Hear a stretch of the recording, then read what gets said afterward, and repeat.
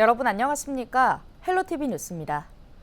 제9대 은평구의회가 지난 12일 상임위원장 선출을 끝으로 후반기 원구성을 마무리했습니다. 손성희 기자의 보도입니다. 제9대 은평구의회 후반기 상임위원장과 상임위원회 위원 선임 안건을 처리하는 본회의. 송영창 신임 의장이 주재한 이날 본회의는 여야가 사전 협의한 대로 별다른 잡음 없이 진행됐습니다. 전반기와 동일하게 행정복지위원장과 운영위원장은 다수당인 더불어민주당 소속 의원이, 재무건설위원장은 국민의힘 소속 의원이 맡았습니다. 상임위원장 선거는 은평구의회 의원 19명 전원이 참석한 가운데 무기명 찬반 투표로 진행됐습니다. 행정복지위원장에는 이미경 의원이, 재무건설위원장에는 박성도 의원이 선출됐습니다. 새로 선출된 상임위원장들은 동료 의원들에게 감사의 마음을 전했습니다. 사회 약자의 인권, 자치, 건강, 돌봄 등을 함께 살아가는 공동체를 지원하는 위원회입니다. 주민 한 분 한 분 자신의 삶이 좀 더 나아졌다라고 느낄 수 있게 노력하겠습니다. 은평구를 챙기고 우리 지역구의 모든 분들을 한 사람 한 사람 만나서 귀를 기울여서 우리 은평구의 행복한 도시가 되도록 열심히 노력하겠습니다. 의회 운영 방향 등을 논의하는 운영위원장은 이경구 의원이 맡게 됐습니다. 의회 운영보다 건강하고 효율적으로 만드는 제도에 관심을 가져왔습니다. 앞으로 우리 의원님들 그리고 국장님 이하 의회 구성원분들과 부지런히 소통하며 좋은 변화를 만들어내도록 하겠습니다.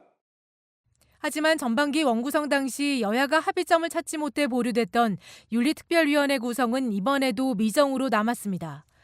윤리특별위원회는 지방의원회 윤리심사와 징계를 담당하는 특별위원회로 지방자치법이 전부 개정되면서 2년 전부터 설치가 의무화됐습니다.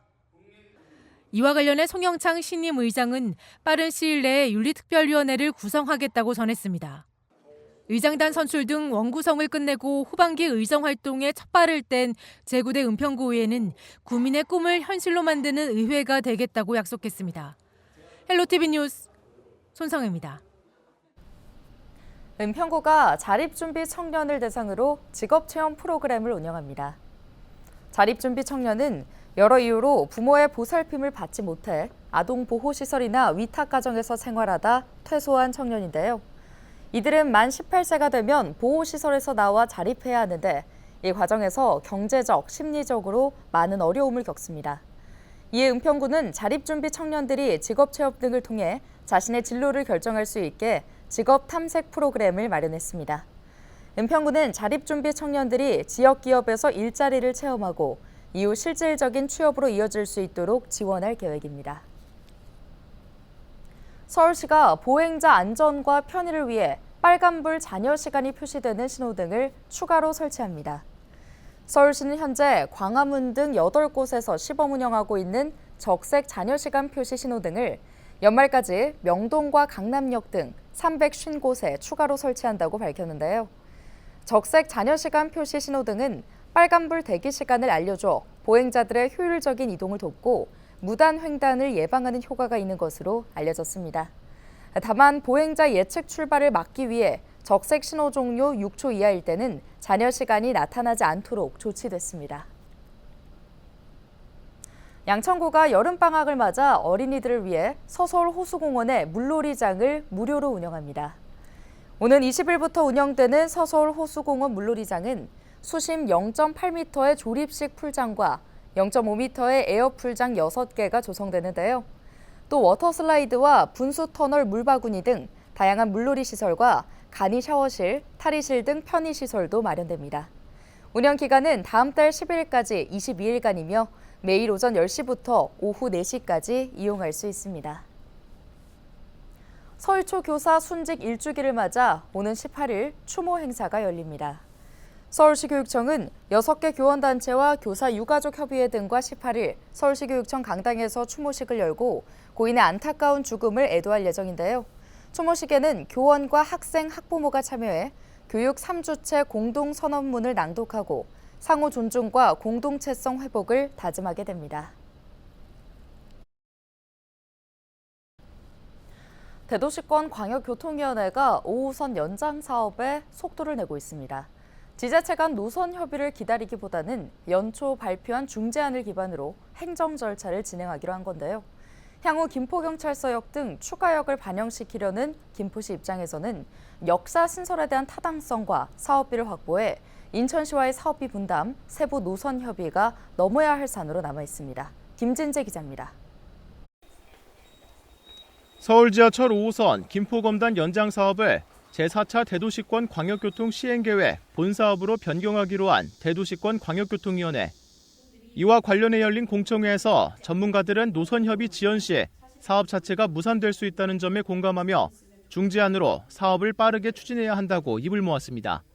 사업 진행을 위해서는 김포시가 요구한 김포경찰서역, 풍무 2역, 통진역을 비롯해 인천시가 요구하는 원당역, 불로역을 당장 노선에 반영하기보다는 추후 여건에 따라 반영 여부를 검토해야 한다는 겁니다. 조정안은 경제성 면에서는 가장 우월한 면이 있습니다.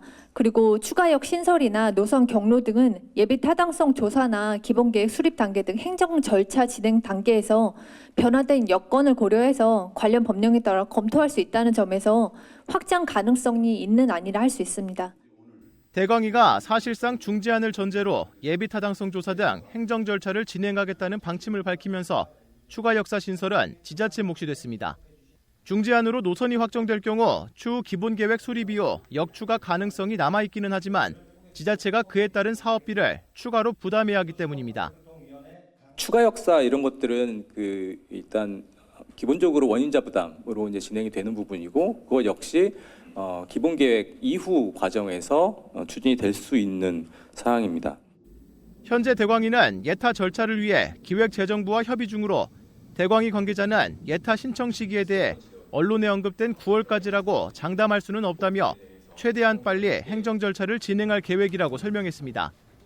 공청회 이후 인천시 관계자는 현재 공식 입장이 정해지지는 않았다면서도 검단의 5호선이 필요한 만큼 행정 절차는 행정 절차대로 진행하며 김포시와 대립하기보다는 서로 상생하는 노선으로 결정되도록 노력할 것이라고 밝혔습니다.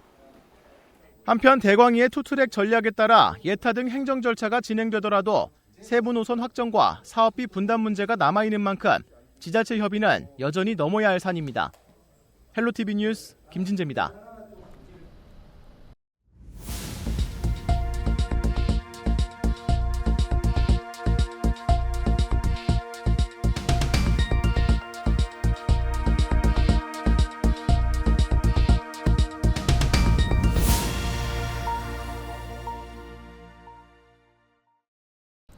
올해 거래된 서울 아파트 가운데 9억 원이 넘는 매매가를 기록한 아파트가 절반을 넘은 것으로 나타났습니다.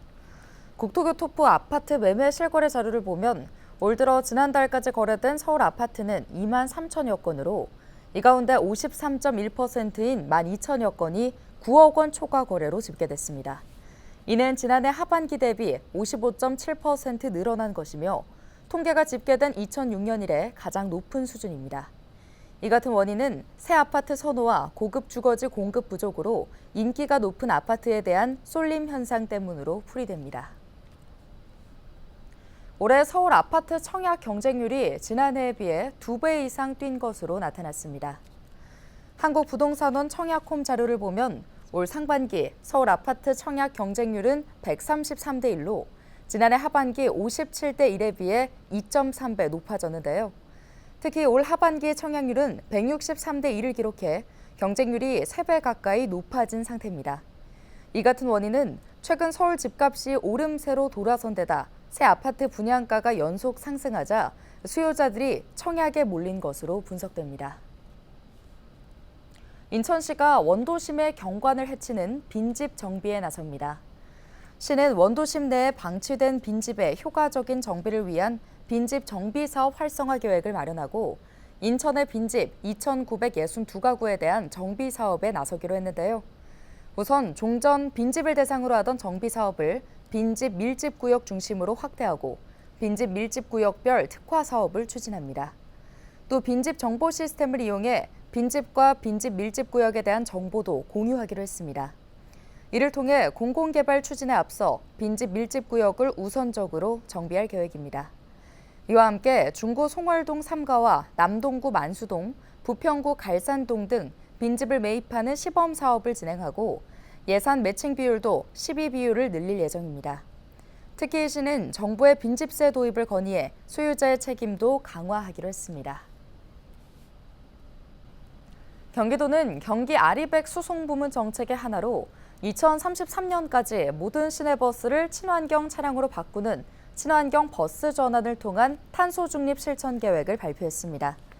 경기도는 앞으로 9년간 순차적으로 차량 내구 연한이 지나는 대로 모든 친환경 버스로 바꾸겠다는 구상이며 특히 환경부의 탄소 감축 규제를 받지 않는 3,548대까지도 재정 투입을 통해 전환을 앞당기겠다는 것입니다.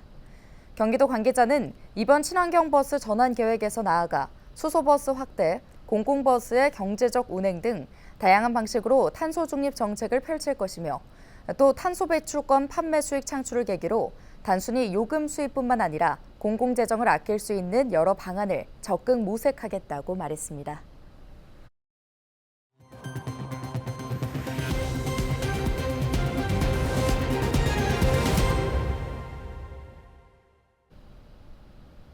인천시가 인천대로 일반화 도로 개량 2단계와 혼잡도로 개설 등 공사에 대한 주민 설명회를 엽니다.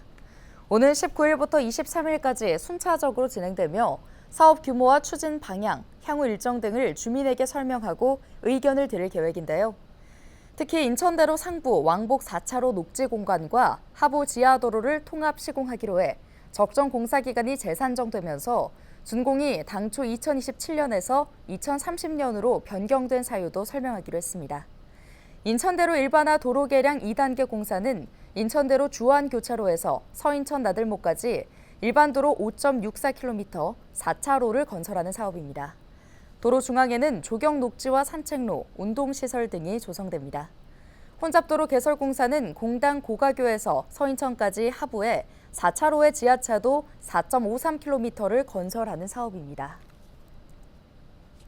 경기도가 겨울철 도로 살얼음 사고 예방에 필요한 자동 염수 분사 장치 설치를 위해 도재난관리기금 20억 원을 시군에 선제적으로 지원합니다. 도로 살얼음 제거는 기존 방식으로 긴급 대응이 어려워 터널 앞과 교량, 경사로 등을 대상으로 자동 염수 분사 장치를 설치할 예정인데요. 자동 염수 분사 장치는 겨울철 대설로 인해 제설이 필요한 경우 원격으로 염수 저장 탱크에 저장된 제설 용액을 도로 표면에 고압으로 분사시켜 눈을 녹이는 장치입니다. 경기도는 지난 5월 시군을 대상으로 수요 조사를 통해 결빙, 제설 취약 구간을 고려해 용인과 고양 등 11개 시군 19곳을 최종 선정했습니다. 경기도가 15일부터 2024년 여성 청소년 생리용품 보편 지역 2차 온라인 접수를 시작합니다. 경기도 21개 시군에 거주하는 2006년에서 2013년 출생 여성 청소년 중 1차 접수 때 미신청자와 신규 전입자가 대상인데요.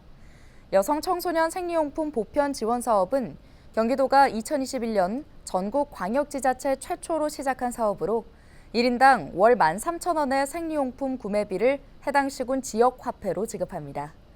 지급된 지역화폐는 생리용품 구매에만 쓸 수 있으며 주소지 시군 편의점에서 이용할 수 있습니다. 지원금은 올해 12월 31일까지 사용해야 하며 미사용 금액은 자동 소멸합니다.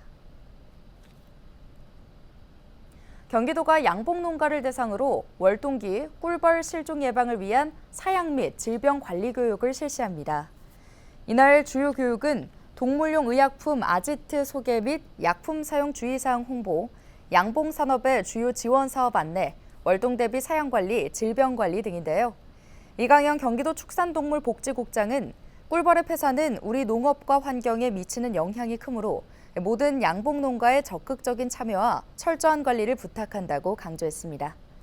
경기도는 양봉산업 경쟁력 강화를 위해 말벌 퇴치 장비, 우수 여왕벌 보급 지원 사업 등 57억 원 이상을 지원하고 있습니다. 오늘 준비한 소식은 여기까지입니다. 함께해 주신 여러분 고맙습니다.